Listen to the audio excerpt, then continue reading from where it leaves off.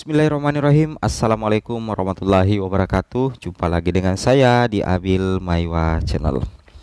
Jadi channel ini merupakan channel yang selalu menginformasikan informasi-informasi terbaik ya seputar guru dan tunjangan P3K tentunya, dan segmen berikutnya nanti di beberapa bulan ke depan itu akan ada hal-hal baru juga yang nampak di channel ini tentunya, agar eksistensi dari channel ini yang sudah mencapai hampir 97.000 subscriber bisa terus eksis teman-teman di tahun-tahun mendatang.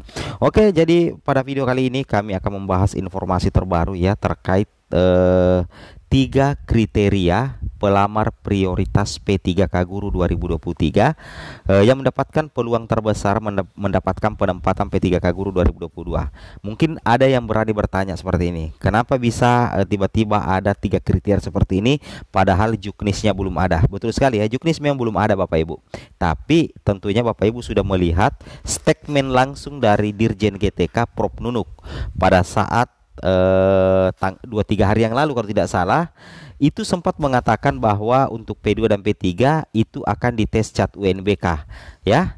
Sedangkan untuk P1 itu tinggal menunggu penempatan. Jadi logikanya kita sudah bisa memprediksi bahwa kriteria inilah yang di P3K Guru 2023 nantinya bakalan mendapatkan potensi terbesar untuk mendapatkan penempatan.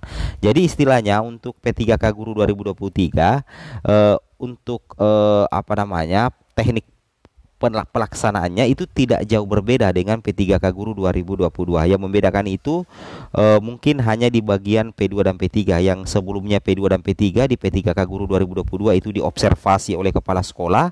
Sekarang di P3K Guru 2023 bukan lagi kepala sekolah yang observasi, tapi P3 dan P2 itu sendiri yang akan dites langsung di komputer Bapak Ibu ya, menggunakan tes CAT UNBK seperti halnya pelamar umum.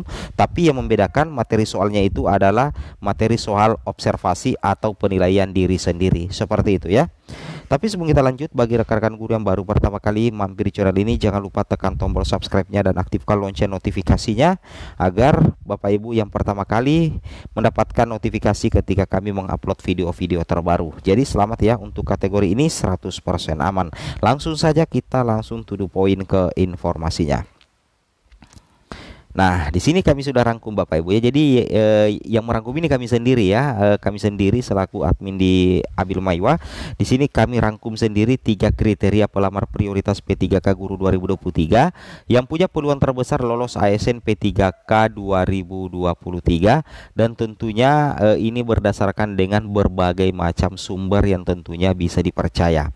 Yang pertama itu adalah merupakan pelamar P1 dan urutan prioritas terbaik THK2, guru negeri, lulusan PPG, dan guru swasta.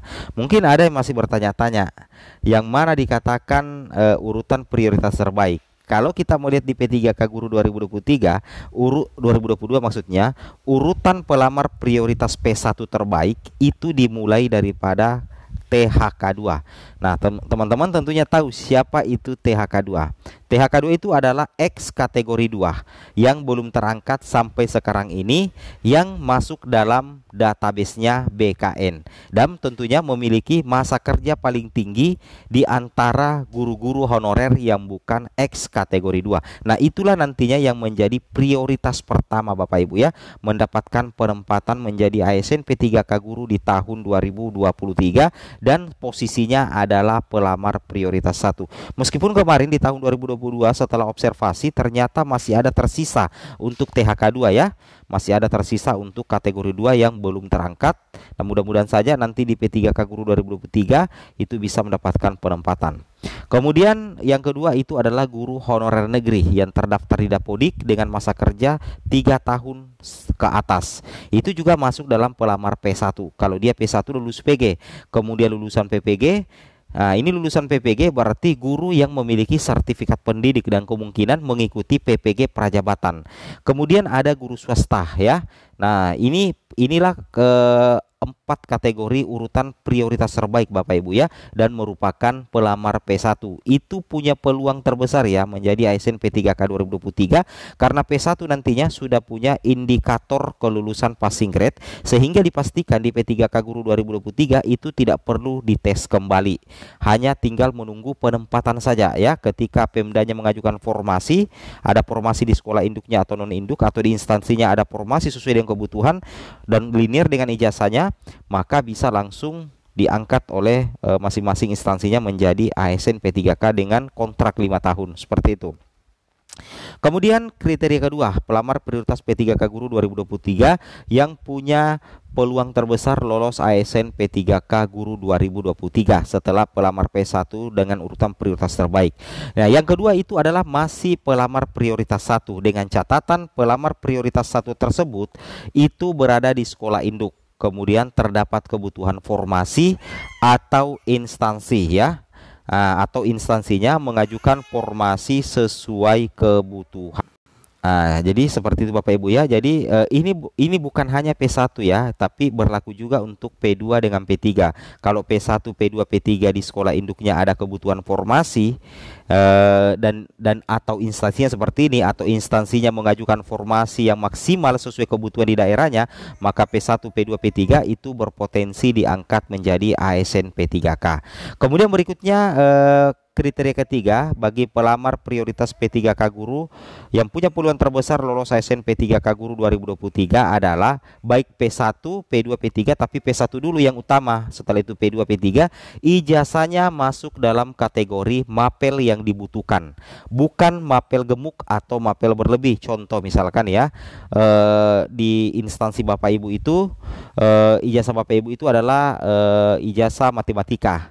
Nah, di daerah Bapak Ibu itu masih banyak kebutuhan ya, kebutuhan formasi untuk mapel matematika. Nah, itu yang dikatakan bukan mapel berlebih.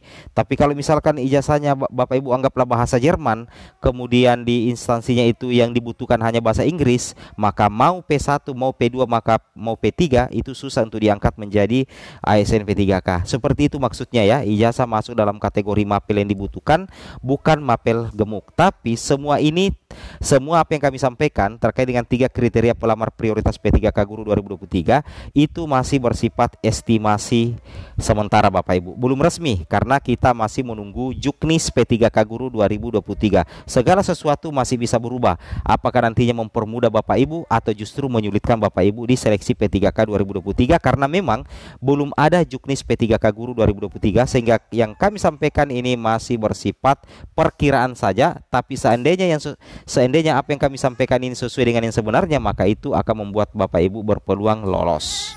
Nah, seperti itu Bapak Ibu ya. Jadi intinya seperti itu, merupakan pelamar P1 dan urutan prioritas terbaik THK 2 guru negeri lulusan PPG guru swasta. Di sekolah induk terdapat kebutuhan formasi atau di instansi ajukan formasi sesuai kebutuhan. Ijazah masuk dalam kategori mapel yang dibutuhkan, bukan mapel berlebih. Lanjut lagi Bapak Ibu ya. Kemudian di sini kita lanjut lagi. Nah, seperti ini ya, ini untuk P3K Guru 2022 kemarin. Tapi kemungkinan besar untuk P3K Guru 2023 itu tidak jauh berbeda. Jadi yang diselesaikan dulu adalah P1 ya. Ingat, yang diselesaikan dulu P1. Setelah itu jika masih ada formasi, lanjut lagi P2 dengan P3. Jika masih ada formasi, lanjut lagi pelamar umum. Seperti itu. Lanjut lagi. Kemudian kita lanjut lagi. Nah, ini dia. Sedangkan bagaimana informasi untuk P2 dan P3 di seleksi P3K Guru 2023, ini masih bersifat estimasi juga karena belum ada juknisnya. Sebagaimana info yang kami dengarkan di media sosial, langsung dikatakan oleh Prof. Nunuk Suryani bahwa untuk P2 dan P3 TP tanpa penempatan dan pendaftar baru yang masuk P2 dan P3 itu akan menggunakan soal observasi, berarti mengikuti cat UNBK. Kemudian materi soalnya itu adalah mengobservasi diri sendiri, dan tentunya hasil observasi itu akan menjadi penentu kelulusan. Seperti itu. Lanjut. Yang terakhir untuk penyesuaian formasi bagi pelamar P1. Ini juga untuk P3K Guru 2022. Nah, untuk P3K 2023 hampir sama, tidak ada geser-menggeser Bapak Ibu. Jadi formasi yang mengikuti guru P1 apabila di sekolah induknya itu tidak ada formasi. Seperti itu ya. Jadi jangan khawatir tidak ada geser-menggeser formasi, karena kalau geser-geser menggeser formasi itu tentunya menyebabkan hal-hal yang tidak diinginkan. Oke, semoga informasi bermanfaat. Assalamualaikum warahmatullahi wabarakatuh.